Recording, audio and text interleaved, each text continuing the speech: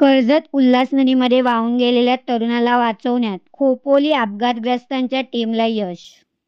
कर्जत उल्हास नदी प्रवाहात पोसरी बेंडसे परिसरातील एक तरुण वाहून गेला होता. तरुण वाहून गेल्याचं खोपोली अपघातग्रस्तांच्या टीमला समजताच टीम तेथे हजर झाली आणि बचाव कार्याला सुरुवात केली. गणेश पवार टाकवेवाडीमधला तरुण हा बेंडसे नदीमधून वाहून आला आणि उल्हास नदी प्रवाहात अडकला.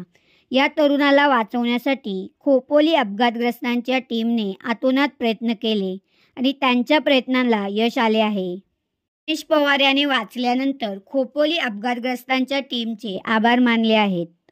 खोपोली टीम आहे ना, त्यांना सर्वांना मी धन्यवाद करतो. दादा सर्वांना धन्यवाद करतो. सर तुम्हाला सर्व धन्यवाद करतो. मला वाचवलं ना, माझा जीव. माझ्या घरची किती रडत असतील ती मला पण नाही माहिती, पण तुम्ही मला सर्व खोपोली टीममध्ये तुम्ही मला वाचवलं ना, सर्वांचा धन्यवाद करतो.